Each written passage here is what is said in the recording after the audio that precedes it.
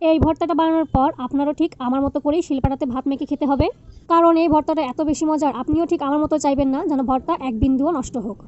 ভর্তাটা বানানো খুবই সহজ, এই ভর্তাটা বানাতে তেমন কোনো কিছুই লাগে না।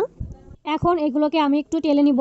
রসুন কিন্তু খোসা সহই নিতে হবে, কারণ এটা খোসা ছাড়া নিলে রসুনটা অনেকটাই ভাজা ভাজা হয়ে যাবে আর খেতে তেমন একটা ভালো লাগবে না। মানে স্কিনগুলো একটু পোড়া পোড়া ভাব হবে আর ভিতরে রসুনগুলো একদম সেদ্ধ হয়ে যাবে, ঠিক ওইভাবে করে ভেজে নিতে হবে। যখন রসুনগুলো ভাজা হয়ে গিয়েছে তখন আমি দিয়ে দিয়েছি 5 থেকে 6টা শুকনা ঝাল, আর শুকনা ঝালগুলো আমি খুব ভালো করে ভেজে নিব। অতিরিক্ত ভাজা যাবে না, অতিরিক্ত ভাজা হয়ে গেলে কিন্তু এগুলো খেতে একদমই ভালো লাগবে না, তেতো তেতো লাগবে। এরপর চুলা থেকে নামিয়ে নিয়েছি আর আমি ঝালগুলো তুলে নিয়েছি। হাতের মধ্যে নিয়ে হালকা প্রেস করলে এভাবেই রসুনের কোয়া থেকে রসুনের খোসা পুরোটাই আলাদা হয়ে যাবে। এখন শিলপাটার মধ্যে আমি সেই রসুনের কোয়া আর শুকনা ঝালগুলো নিয়ে নিয়েছি, সাথে দিয়ে দিয়েছি অল্প একটু লবণ। সব কিছু মিহি পেস্ট করে বেটে নিব। এখানে সব কিছু যেহেতু শুকনা, বাটতে খুবই ঝামেলা হচ্ছিল, এই জন্য আমি একটু একটু করে সরিষার তেল দিয়ে ভালো করে বেটে নিয়েছি। এই ভর্তাটা এত বেশি মজার, যারা বলে মুখে রুচি নাই, মুখে রুচি ফেরানোর জন্য এটা হবে বেস্ট একটা ভর্তা।